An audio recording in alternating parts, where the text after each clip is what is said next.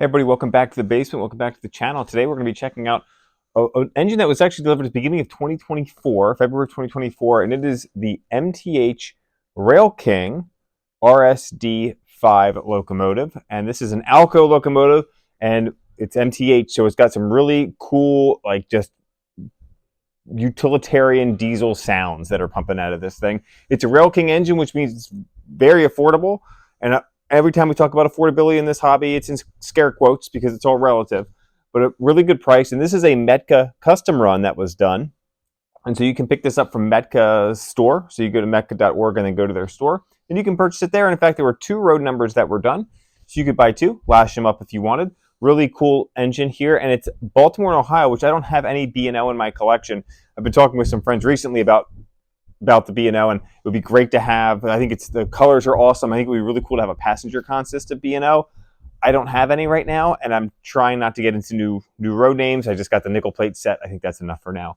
But the blue and the yellow striping just looks really fantastic on this locomotive. So we're going to listen to it. We're going to dive in a little bit, talk briefly about the RSD5, and then we're going to send this around the layout. And because I don't have any B&O, it's going to be pulling some Pensy freight, and we're all just going to have to deal with it. All right, so a great little engine here from MTH. And again, this is the RailKing version. So it does come in at a lower price point than what we would see from a Premier line engine. This MSRP for $389.95, and you can pick it up on Metka's store for $379, so a little bit of saving.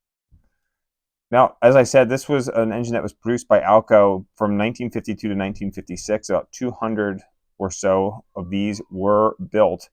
And, you know, when we scan down to see who had the most produced, it's going to be the Santa Fe. So ATSF had the most at 52 of these purchased.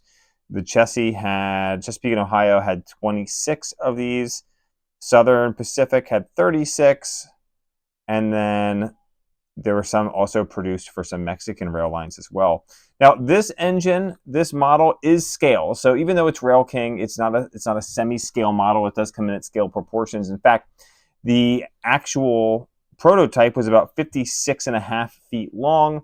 If we put that into the scale calculator, that puts us at about 14.1 inches in length. And this engine, this model here, clocks in at about 14.5 inches. So MTH did a pretty nice job of keeping some scale proportions on this locomotive. Now, this is also running long hood forward. So the way that we're looking at it, it would be running long hood forward. The engineer is positioned facing that direction as well. One of the nice details of these locomotives, you get the horns on either side of the domed cab roof there. So for whatever direction these would be pulling or pushing freight in. This does have a fan-driven smoke unit as well, and it had about 2.1 pounds of pulling power when I went to test this thing out. So it can pull quite a bit for a little RailKing engine. It's got those electro couplers on the front and rear as well, and 2 powered trucks. Now, one of the interesting features of these locomotives, because it is a 6-axle model, and it does need to be able to navigate the tightest of O-scale curves because it's a RailKing model, is the inner axle on each truck is not flanged. So if we tilt this, you can kind of see those wheels there do not have any flanges on them to allow it to navigate some tighter curves. You can see we've got a pickup roller on each truck, and each truck is powered, so we got power to the front and the rear there. Let's go ahead and fire this thing up and send it around the layout.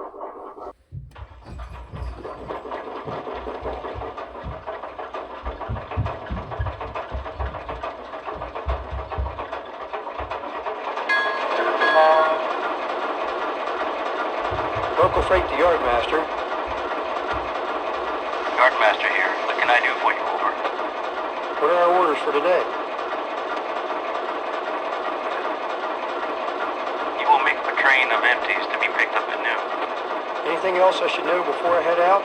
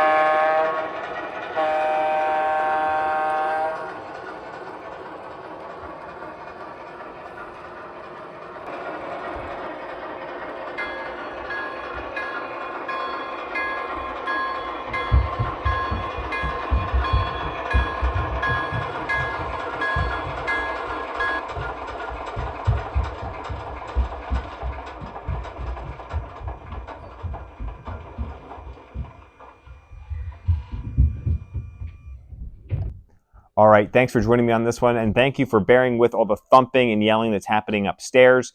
It's the weekend here, and the kids have their friends over, and they're up there playing, so that's what we have to deal with. I'm not going to tell them to stop having fun. So thanks for joining me on this one, guys, and we'll catch you on the next one. Take care.